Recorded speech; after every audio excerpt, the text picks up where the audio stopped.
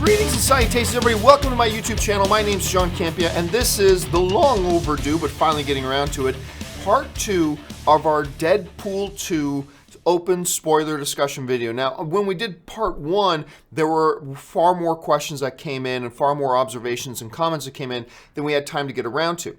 I was planning on doing the part 2. A number of things came up, some technical things came up, but also, as you guys remember, like my mom had some emergency health issues. She went in for heart surgery. A couple days, that kind of threw my schedule off a little bit too. But here we are today, better late than never, and I do apologize for the tardiness of it, but we are now here getting our Deadpool 2 review now finally up and running. So, with all that out of the way, let's start getting caught up on those Deadpool comments and questions that came in.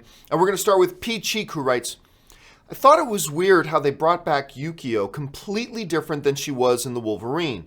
Makes no sense. Continuity schmontinuity, I guess. Oh man, and that's it exactly, right? And Fox, you know, whenever some people try to have, and I still see people trying to have debates about the X-Universe movies while using continuity as some basis for their arguments. And it's just folly. There is no continuity in the X-Men universe. Yes, they'll give the appearance of some continuity, but really, the classic phrase over at Fox is continuity schmontinuity. They don't care. Like, Logan was not in the exact same timeline as all the other X-Men films. That's why we've had multiple incarnations of Wolverine. That's why we've had multiple incarnations of Caliban. We've had multiple incarnations of Deadpool. We've had multiple incarnations. I mean, because they just don't care. And they've kind of proven that not caring has worked for them. All they seem to care about is each individual movie, really more so than the overall franchise, and it has worked for them. It's completely worked for them. So you're absolutely right. And that's true with Yukio. And I thought Yukio was adorable in Deadpool 2, and I loved her. I thought her and Negasonic were a great little couple, but yeah, it's just like you say, Peachy, it's continuity schmontinuity. All right, let's move on here. Dwayne97 writes, fun fact, Ryan Reynolds voiced Juggernaut. If I'm not mistaken, and I might be, I believe I read that both he and the director, who was one of the John Wick directors, both did some motion capture and might have both done bits of the voice. But definitely Ryan Reynolds did the voice in Juggernaut in at least half the scenes. Maybe he did all of them, but it was at least half. He also did some of the motion capture for Juggernaut as well, if I remember correctly. But I thought I remember reading both of them did some work on Juggernaut. Jeff Crow writes, did you notice Omega Red in the prison? I did not notice Omega Red in the prison. Was it a name on a list, or did you actually see him? And if so, which prisoner was he? Do me a favor, email me. If you guys know the answer to that, who was Omega Red in Deadpool 2, by all means, please email me, john@thejohncampeashow.com. Please email me. I'd love to hear who that was. Because I've seen the movie 3 times now, and I didn't notice. So that's what I love about these movies, is that everybody notices different things. So it's great that you can bring that up. Let's see. Mahammer Nuhi writes, Take On Me Unplugged with Ness and Wade made me cry. It was a beautiful part. And you know what? At first, when that song starts playing, I thought, well, this is a cheesy song to pick for this part. But the longer that scene went on, I realized, nope, I'm wrong. This is a beautiful piece of music to use for this part. It was perfect. And yeah, you're right. It was beautiful. It was emotional. Second best song in Deadpool 2. Of course, the best being Ashes by Celine Dion, which, believe it or not, I think it's going to end up getting nominated for Best Song at the Academy Awards. I really do. I hope it does, just because I want to see Celine Dion on stage with a woman dressed in a Deadpool costume dancing around. I think that would be awesome. All right. Aaron Wright writes, Domino was great. I'd love a standalone with her. I don't know if I'd want a standalone with her any more than, like, say, I'd want a standalone of Colossus. Like, Colossus is so great in this movie, but he's great in the supporting role. You know what I mean? And that allows his character to really shine. No pun intended to the Chrome monster. But it really allows his character to shine in moments. And that's part of the thing that makes him work. I kind of feel like the same would be true of Domino. I feel like Colossus and Domino are kind of in that same boat where they work great as supporting characters. I don't know if I'd want a standalone movie with Domino, but who knows? And I love the way they made her powers work. In some ways, and I heard somebody say this on Twitter, And I guffawed at it for a second, and I thought about it. I thought they might be right. They said, there's an argument to be made that Domino could be the most powerful being in any comic book universe movie. Like, when your power is luck, then that's limitless. Like, there's literally no limit to what could potentially happen for you. Like, she could be fighting Thanos. If you want to cross the Fox universe with the MCU, she could fight Thanos. And if luck, like Thanos sneezed 15 minutes ago and a little bit of moisture from his sneeze got into the glove, and as he goes to use the glove to do something against her, the glove flies off his hand, and then she just kicks him in the nards. I mean, but I'm just saying, that tweet really made me think, like, theoretically speaking, that silly little luck power could, in theory, make her the most, like, powerful hero in any of the comic book universes when you think about it, because you could probably work out some ways that it kind of works to her benefit. Let's see. Kurdog1 writes, running gag of Deadpool accusing Cable of being racist was the funniest. I loved it. Right from the first part, like when he tells Stupid, can you please turn off the music?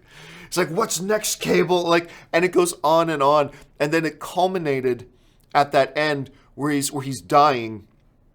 He says, Cable, just promise me one thing, that you'll start to judge people on the quality of their character and not on the color of their skin.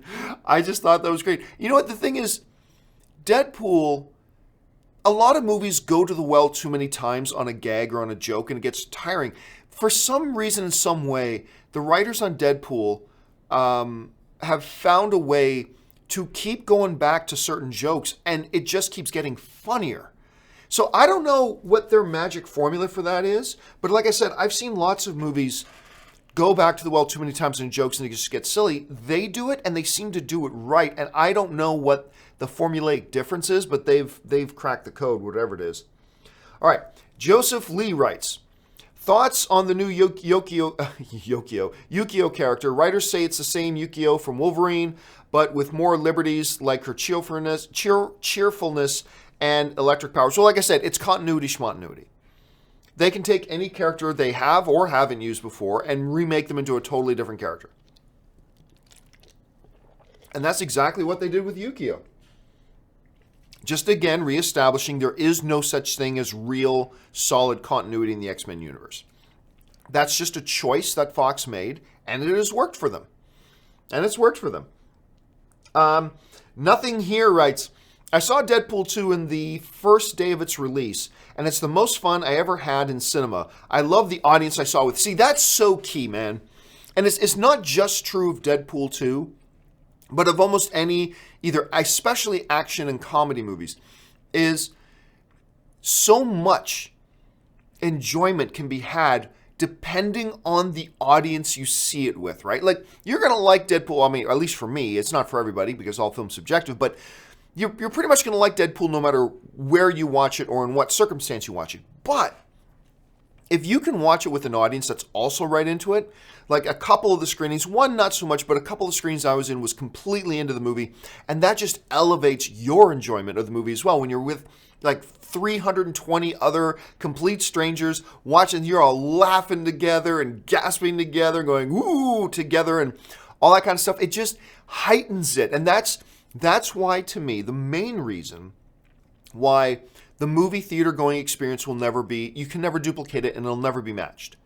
Yes, the biggest screens. Yes, the best sound.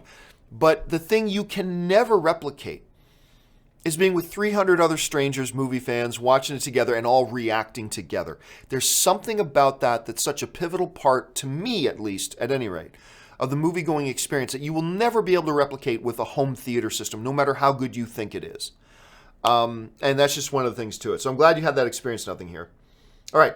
Act Naturally Productions writes, I teared when he went to heaven and his skin healed. Oh, that was a beautiful moment, wasn't it?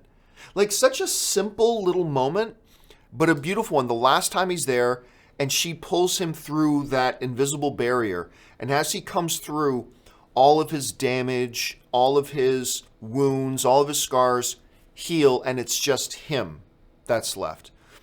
There was something really, for a movie that's about this foul-mouthed murderer, somehow, some way, they find wonderful, tender moments, which it's all about balance, right? Like, and the fact that they were able to throw those moments of tenderness and like emotional moments into a movie that's so off the wall ridiculous lends balance to everything that just heightens everything else around it. And it's really a good observation.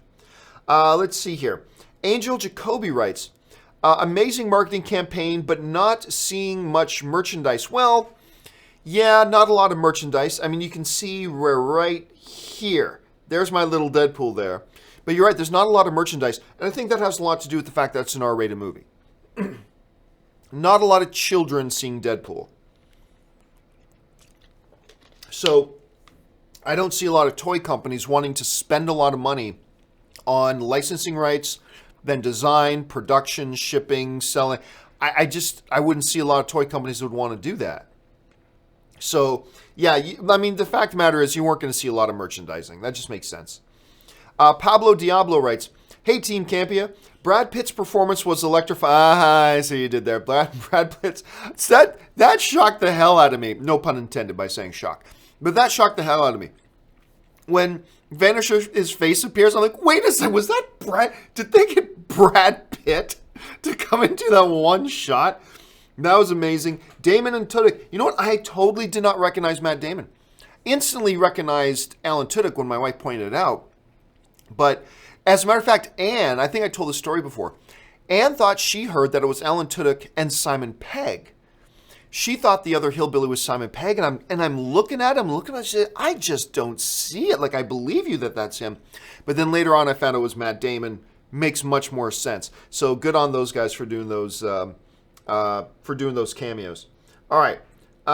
Let's see. Dirk Walker writes, my favorite part was that one guy running away from Deadpool in slow motion while Deadpool is in the background massacring people at normal speed. Yeah, there was so much going on. That one scene near the beginning, as the guy's running into the panic room. I've seen the movie 3 times, and every time I've seen new things in that scene. There is, like, that is such a chaotic scene. And, like, whether it's the guy on fire or it's like, holy shit, that guy's on fire. That's not CGI, folks. That guy's on fire. Like, there's so many little details in that shot that every time I see it, and I'm sure that when I watch it a 4th time, I'm going to notice even more things that I didn't before. Darth Wayne 97 writes, I will never be able to watch Interview with the Vampire the same ever again, thanks to Dopinder. And yet that was another one of those recurring jokes that was just kept being funny. You're my Kirsten Dunst. But the one joke that I missed the first 2 times I saw it, because Ryan Reynolds kind of muddles the line a bit, and I didn't notice until the 3rd time. He gets out of the cab with Dopinder, and he's walking in to go see Vanessa. And he's saying Kristen Dunst. And then he just starts going back and forth with himself. Kristen Dunst. Kirsten Dunst? Kristen? How do you say that? And it's like, oh my God, that's a conversation I've had with myself 1,000 times. So I don't know like where Ryan Reynolds got that from, but that was a funny moment. And it completely went over my head the first 2 times. I did not hear it the first 2 times I saw the movie. But the 3rd time I saw it, I heard him saying that line. Kristen? Kirsten? Which, like, that just made me howl because I've had that same odd discussion with myself many, many times. John Walkden writes, it's his basic instinct. What a great scene. Here's my thing, though.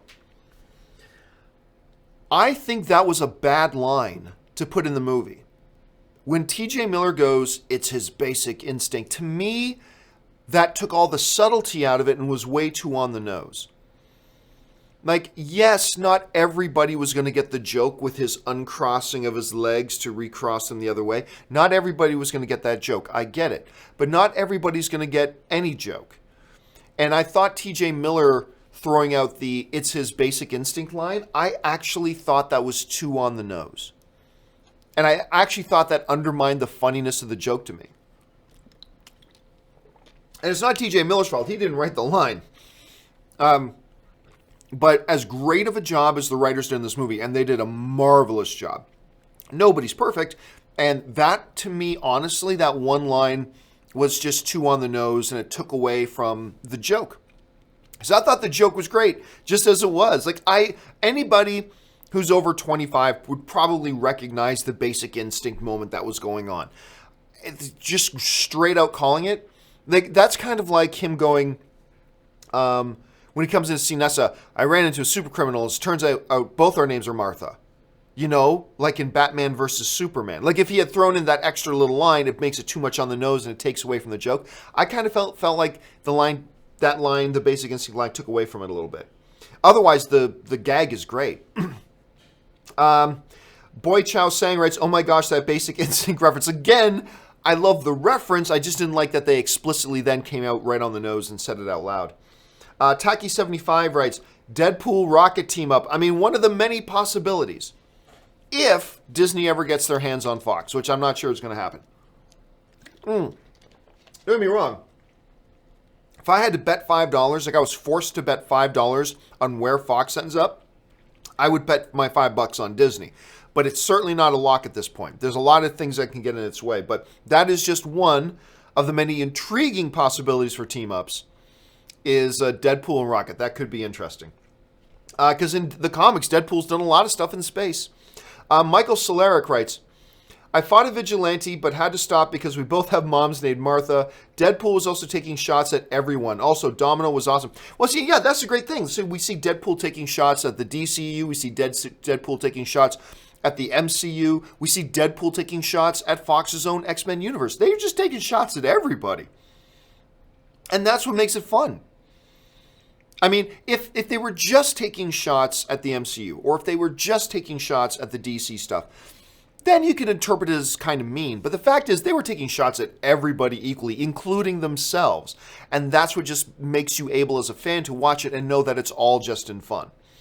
But yeah, the Martha one, you knew there was going to be a Martha joke. You knew that one had to be in there. And every audience I've seen it with loved that moment. So there you go. Let's see. Next one comes to us from Marky R, who writes, can Deadpool join the MCU but break the fourth wall and say he has to be PG but swears anyways and gets peep out? See, I don't know. I made a video a couple years ago talking about the possibility of Deadpool in an MCU film. And while talking about it, discussed the notion that, well, maybe you could... No. It wasn't about him possibly being in there. It was back when it still hadn't been announced whether the first Deadpool movie was going to be rated R or rated PG-13. And I remember saying at the time, well, I mean, you can do it PG-13. You can do it PG-13. And there might be a good running gag in there that you very noticeably beep out all of his swearing. That could become funny. It might get tiresome, but it could be really funny at the same time. So it's theoretically possible. Look, Bob Iger has said he thinks there's room in the MCU for an R-rated Deadpool. Now, that means you won't do Avengers movies rated R. So yeah, if you do see Deadpool ever, again, this is so theoretical, it's mind-spinning, but let's just indulge it for a second. If Deadpool ever ends up in the MCU, and you do see him in like an Avengers movie, they will either do a gag where he alone gets beeped, or they'll just tone him down a bit.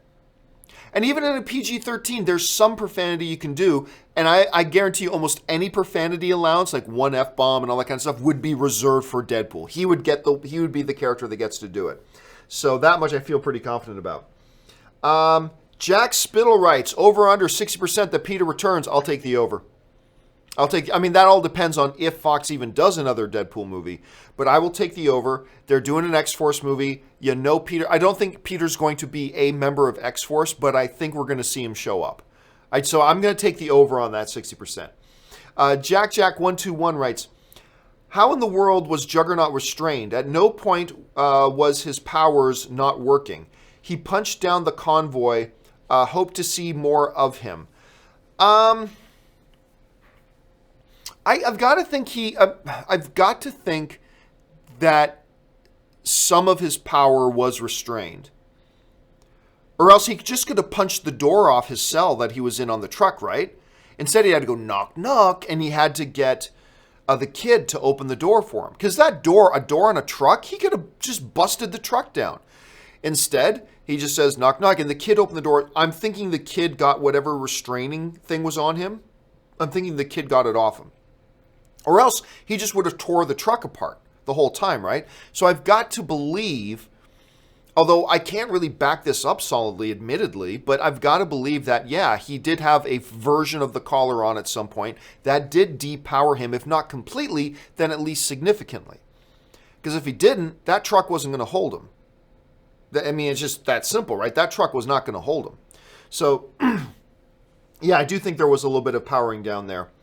Jack Spittle writes, honestly thought for a minute that Deadpool was going to actually die at the end, especially with Reynolds' comments on a Deadpool 3. Well, I mean, I think the very fact that he'd made comments of Deadpool 3 points to the fact that he wasn't really going to die. I mean, they're talking about, well, like, what do we do with the Deadpool 3? How can we take anything? There's nothing left for us to take away from him, all that kind of stuff. So that kind of stuff, I never really bought for a second that he wasn't dying. I pretty much knew going in that Vanessa was dying, but I felt pretty confident that Wade wasn't going to die. Jack also follows up with, love how Deadpool only saved Peter out of the entire X-Force. Yeah, you are not the only person to mention this. Like, that's the problem with time travel stuff. It's like, well, why didn't you do this? And why didn't he save the rest of X-Force? I don't know. Maybe it only had so many charges and he could only go back to a moment in time to save one of X-Force. I don't know. Maybe he didn't want to change the timeline too much, or else, things wouldn't have turned out right. So I don't know. I'm making up excuses. All I'm going to say, it's a stupid comedy, so they didn't really pay attention to it. But yes, it is kind of funny that the only one he saved was Peter, his sugar bear. Rory Brown writes, the only thing that sucks is that the X-Force deaths I saw coming because of a YouTube movie reviewer kind of indirectly says something that made me figure it out. That's too bad. That is too bad. And you know what? I don't know which YouTube reviewer you're talking about. I'm going to probably guess it was inadvertent. Because sometimes you're reviewing a movie and you're dancing around things because you don't want to give spoilers away. But maybe sometimes you dance accidentally a little too close to the line, and you, even though you didn't mean to, you accidentally in a way let something slip that somebody could figure out. It's unfortunate. It's going to happen. That's going to happen. I do it. I'm sure that I do it. I mean, I don't think I'm doing it, or else I wouldn't do it. But I'm sure, even though I don't think I'm doing it, I'm sure I'm doing it. Like, I'm sure that has happened to me. So that is really unfortunate. I was lucky enough that I did not see that coming.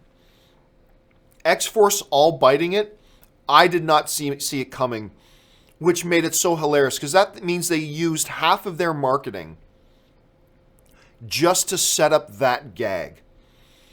And it was brilliantly done and brilliantly executed. And part of the reason why I was laughing my guts out so hard, in the marketing, they do all this big build-up of X-Force, and then they die as soon as they jump out of the plane. I was laughing myself sick. I'm just going, bravo, marketing department at Fox. Bravo. Because they actually played a part in setting up a joke in the movie. And it was brilliantly done. It got me. I guess I'm sorry that it got ruined for you, man, but oh my God. It didn't get ruined for me, fortunately, and it made me laugh my guts out. Like, absolutely. Okay, let's keep going here. Let's see. Christopher Benson writes, Deadpool's Basic Instinct scene had me in tears. Again, me too. I just wish he didn't actually outright say the words Basic Instinct, because to me that made it a little too much on the nose. Rory Brown writes, Domino's powers are like Final Destination. Yes, they are. They're like the reverse Final Destination, right? That you're like, well, wait a second. Somehow, some way, no matter what you do, this is going to work out. Somehow, some way, this is going to work out, where in Final Destination, it's working out in such a way where you're going to end up dead no matter what you do. With Domino, it's just like, no matter what anybody else does, Domino's going to get out of this. And it makes, I refer back to that tweet, that it makes it like she could conceivably beat Thanos in a fight, theoretically. I mean, so it's kind of funny that way. Gio writes, they changed Peter's scene to save, post-credit scenes to save Peter after the second trailer. I don't know if that's true. I don't know if that's you giving a guess, or if there's some information in there. I don't know that that's true. Maybe it is true. I don't know that it's true. I wouldn't be surprised to find that out, though, because Peter was such a big hit with the marketing. Such a huge hit. Angel Jacoby writes, do you think Dopinder will actually become an assassin? You know what? If it wasn't for that last scene where he actually drives over the schoolmaster, I would have said no. They're going to keep that as a running gag. But after they had him actually kill somebody, like intentionally kill somebody, it's possible. Without that scene, I would have said no way. No. But it's possible. But there's something about keeping Dopinder, who is just so sweet and nice. There's something about just keeping that character as is. And that moment, one of the funniest moments in the movie, is when Peter's interviewing, he goes, no superpowers, just kind of saw the ad and thought I'd want to do it. And Deadpool's like, you're in. And Dopinder's in the background, fuck! I thought that was great. I thought that was hilarious. Okay, Nothing Here writes, Deadpool on top of Juggernaut made fun of Hulk and Black Widow. Oh my gosh, that line. I know I've said this a dozen times, but one of the funniest moments in the movie. Hey, big guy, the sun's getting real low. Oh my gosh, I've laughed every time I've seen it, but that first time he makes that I guess that's Age of Ultron reference. Hey, big guy, the sun's getting real low. I just about laughed myself sick. I thought I actually missed whatever was said on screen for the next 20 seconds or so because I was just laughing silly. Like, I just couldn't believe how funny that was. Pablo Diablo writes, hey, big guy, the sun's getting real low. Who did it better, Deadpool 2 or Thor Ragnarok? Hi, Ann. Last scene in Infinity War was in Phil's. I'm not sure what that means, but I actually think Deadpool 2 did it funnier. Just because it was unexpected. But the Thor Ragnarok, like constantly saying it to Banner, the sun's getting real low, but like, all that kind of stuff, that was funny. It was a really well done line. I think Deadpool 2 actually topped it. Because it's a different character and all that kind of stuff. So I actually think the Deadpool 1 really topped it. But they're both very funny, Pablo. They're both really funny. Chris Martin writes, Deadpool 2, nowhere near as good as the first one. Still enjoyable, good action throughout, good jokes and gags. Yeah, I mean, look, it's all film subjective. Which one you like better is completely up to you. And your opinion on it is every bit as valid as mine. For me, it took me a couple times seeing Deadpool 2, but I actually think I might prefer Deadpool 2 over Deadpool 1. Now, there are definitely things Deadpool 1 does better than Deadpool 2, but I think there are things that Deadpool 2 does better than Deadpool 1, and those things just kind of stood out for me a little bit more. I thought it was a funnier film. And to me, Ryan Reynolds, Fox, the producers may disagree with me. To me, primarily, Deadpool is a comedy. Primarily. It's also an action flick. It's also a comic book movie. It's also all those things. But to me, it's primarily a comedy. And as being a primary comedy, the fact that I found it a bit funnier kind of puts it over the first Deadpool for me. But hey, I'm sure there are many people who think Deadpool 1's better than Deadpool 2, and there's nothing wrong with that. Bottom line is they're both really enjoyable films, and that's ultimately what counts. All right. Rory Brown writes, hey, John, would you say Iron Man 3 and the Mandarin has the same type of marketing like Deadpool and X-Force? No, I think there is a big difference here in that they never had X-Force in the movie enough to actually, the movie never makes you believe really that X-Force is a big important part of this movie. Because they all get introduced so quick, they just randomly, like within 3 minutes, they say, we need a team. They do the interviews, and now they got the team together. So it's all thrown together so quick that the movie never makes you feel like X-Force was going to be a significant thing. The marketing did, but the movie itself never really made you feel like X-Force is going to be this big important thing in this movie. Especially since the way it was just all slapped together so fast. Whereas in Iron Man 3, the movie itself suggests that Ben Kingsley as Mandarin is the big heavy in the movie. Throughout, there's a big chunk of that movie that makes you believe that. And he's carried on throughout, he's used throughout pretty much the whole film. So, one was a specific thing to set up one gag. The other was to play along. Like the one with Iron Man 3, the marketing was to play along with what was actually going on in the movie. Deadpool 2 was not. The Deadpool 2 marketing was designed for one quick specific gag.